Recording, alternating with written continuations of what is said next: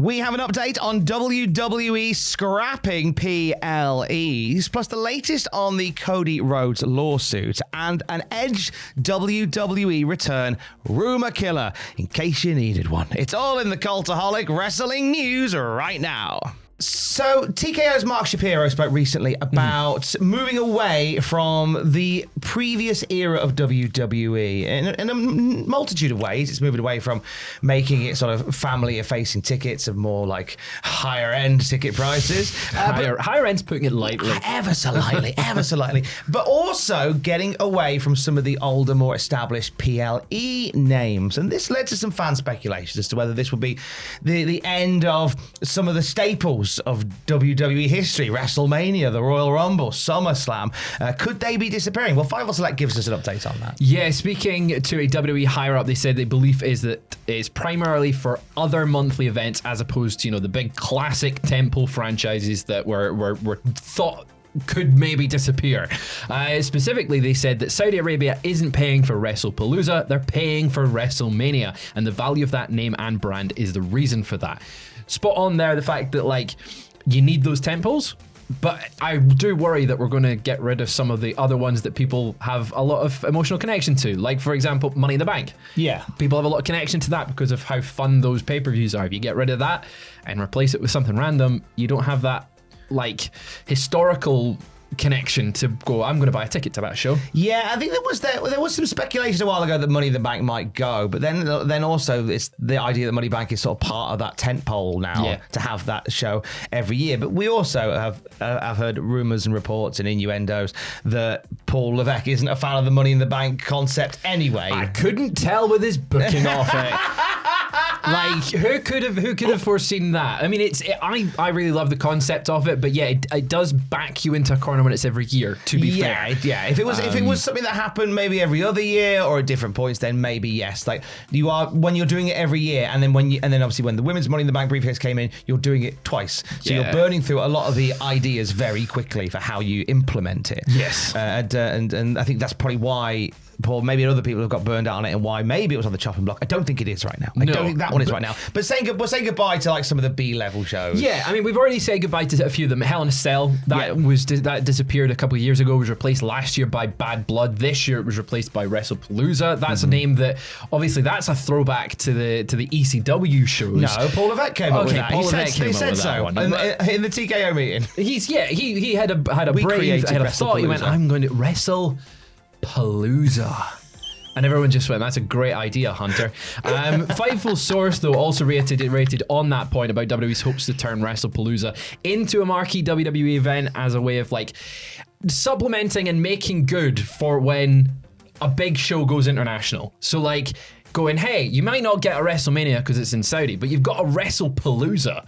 And that's kind of what they're trying to build that show into. And I imagine they will try and do that with whatever these new shows they're going to come up with. Yeah. WrestleMania Backlash. That was a great original thought, that one. And there's some sensible thinking in there, in that, as you say there, because you're going to see more of these tentpole events going to other countries, like the Rumble in Saudi Arabia and then WrestleMania in Saudi Arabia the year after next. So you are going to need to build up some new pay-per-views that you can build weekends around that have that same kind of fever. Because I feel like that's what WWE's mission statement would be, to have every month those events that they build an entire weekend around. And we've seen it quite a bit this year. Like this year on the main roster, we've had Royal Rumble, Elimination Chamber, WrestleMania 41, Backlash, Battleground, Money in the Bank, Night of Champions, Evolution, SummerSlam, Clash in Paris, WrestlePalooza, Crown Jewel, and Survivor Series. But then around that, we've had multiple Saturday Night's main events. We've had NXT events such as Heat Wave and No Mercy and Halloween Havoc. We'll have Deadline. We've had crossover events with AAA, with Worlds Collide. And you're going to have all these things that sort of build around the weekends where WWE have these bigger events as well. It's just, it feels like that they're maybe going, we need to make every show bigger, but then they could just do that with the names they've currently got. I understand wanting to distance yourself from the previous leadership, but at the same time, like I said at the start, people have connections with a lot of the names of those shows. You could maybe tweak them. Elimination Chamber, you could turn it back to No Way Out. Like that's an emotional connection for a lot of people, and I think that's where it comes down to. But maybe with the current regime of WWE, they kind of want to position it to be more like mainstream marketability rather than relying on that nostalgia factor. A lot of big shows though, like, I've been committed already to certain places that know they're getting those tentpole shows. Like Indianapolis is getting a WrestleMania and a SummerSlam. New Orleans, WrestleMania and a SummerSlam. They've got those commitments already. It's trying to build up those other shows so that they can sell them for a ridiculous amount of money. Exactly. Lots of money. Too much money. Lots of money. We'll have more on that when we get it at cultaholic.com. Now, Cody Rhodes, WWE, have both been embroiled in a lawsuit with Wesley Isold. He is the lead singer with the band American Nightmare, among other bands as well. And when Cody Rhodes started calling himself the American Nightmare, Cody Rhodes, they were like, well, hang on,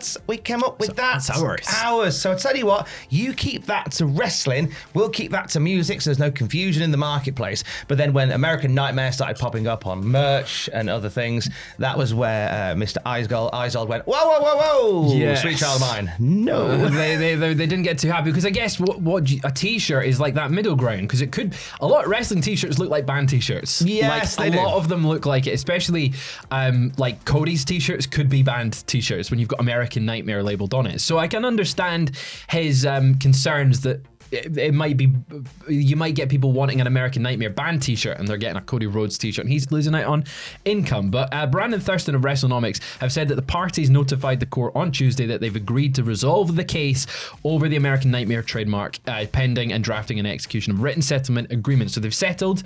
We don't know what the terms of that settlement is, but it is settled. Yes, so they're asking the court to stay and administratively close the case while that process is finalised. They say they expect to file a joint stipulation formally dismissing the case within 90 days. Settlement terms were not disclosed. Yes, so that likely means at this current point in time they're just going to continue with each thing, but there might be a payment going for every t-shirt. We don't know the actual terms of the settlement, but I would imagine if we see both sides still making merch with American Nightmare on it, and I don't see both sides giving up their claim to American Nightmare.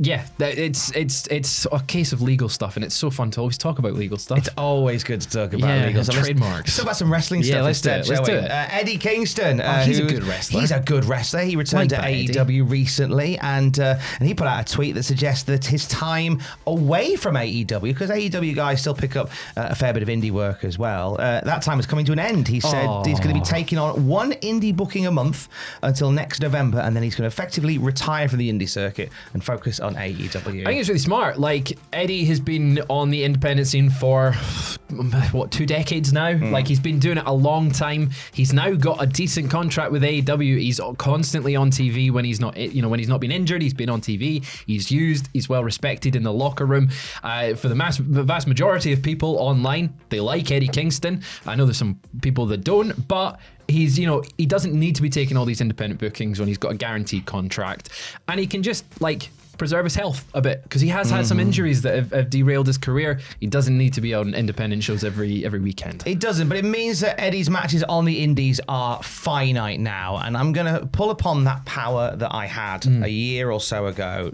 when I booked Jeff Jarrett versus Grado. Do you remember when I definitely did that? You did that, and my eardrum has not recovered from watching that pay-per-view. Here's an idea. Message Eddie Kingston himself. Let him know about it. We've got less than a year to get Eddie Kingston versus Charlie Evans. That needs to be a thing that happens. Charlie Evans is the human weapon. She is a force of goddamn nature. And I can't think of anybody else I would rather see matched up with Eddie on the indies right now than Chevs. So we've got to have Eddie Kingston versus Charlie Evans. That's got to be a thing.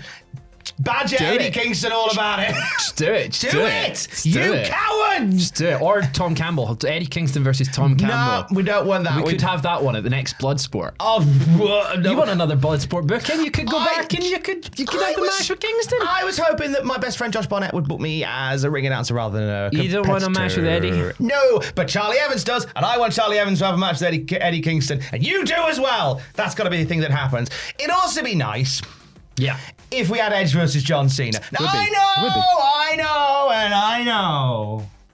It won't. Yeah, it won't happen. It won't happen. It won't, but that didn't stop the speculatory wheels turning when WWE uploaded the best of Edge and John Cena onto their YouTube channel, and they announced 2 mystery opponents, and John Cena went, well, they can be from anywhere in this tournament. Any company that's under affiliation with the WWE. It was like the little asterisk next to Basically, it. if you have a little bit of kindling that still just has a little flame that possibly burns for the possibility, the unlikely possibility of Edge versus John Cena, here's Fraser Porter to lick his thumb and stub it out. I'm going to ruin everything for you because it's not going to happen, guys. PW Insider reporting Adam Copeland's been spotted in London town recently, which is a small mining town just south of Newcastle. We're told he's there to film his role in the new Jason Statham film, The Beekeeper 2, because the first one was so good and needed a sequel. Copeland's going to be working on that film for the month of November, so he's not going to be around to be doing any wrestling. Not even for AEW. Never mind WWE. This match is not happening. We're not getting Edge versus John Cena. I don't know why people thought we were. I really don't know why we live in times where we hold on to any kind of hope that we possibly can with anything. True. I mean, I've seen multiple tweets by people along the timeline being like, but it still could happen, guy. No, it won't. Do you know anything? Like, they're not friendly at the moment, WWE and AEW. That's not going to happen. In case you hadn't noticed, they're not massively they're not best friendly. of friends. No. So yeah, that match isn't happening. He's busy. He's filming a new movie. He's going to be back on AEW at some point soon. And all the reports have pointed to Gunther versus John Cena. And I don't think Edge is going to be free next Monday at Madison Square Garden for a match with John. Doesn't look that way at all. I want to give a quick shout out to Guy Evans. So I had a lovely chat with Guy Evans. He's the author of the books Nitro and Beyond Nitro. And he is working on a 3-part biography on Hulk Hogan. Like, if anybody in this era of wrestling writers should be trusted to tell the story of Hulk Hogan, it's Guy Evans. He is, I genuinely think, one of the most important wrestling writers of our era. Wow. And I had the pleasure of having a big old chat with him. You can listen to it on the podcast feed. We're into like the last week of the Kickstarter for this book that if he writes it, it's going to tell the story and it's going to do it great justice, and it's going to be a phenomenal read as well. Whatever your thoughts are on Hulk Hogan, like, there is a career there. There is a career. And a life there that needs to be told in a certain way. He definitely had a career and a life. He did. And I trust Guy Evans to be the guy to do it, and I think you should as well. So do check out our Twitter right now, and do check out our podcast feed, because you can find details about it there, right there. I want to give another plug as well, and we talked about it with Jackie Orlando, the writer of the series, Mr. of your brand new show, Worst Storylines Ever. Oh yeah, Worst Storylines Ever. The first episode went up the other week. Big shout out to Jackie Orlando who did the script on that one, and Luke Osborne on the edit. It's on the invasion, which a lot of people have commented, being like, it's not the worst storyline, but it is one of the worst. But the next one that's coming out at some point soon it got a lot of comments saying this one's the worst, so we're going down that route. They are pretty bad storylines, but yeah, so go and check that out on the channel just now. And for the very latest wrestling news at any time, you can check out Cultaholic.com. Stay safe. Love you, bye.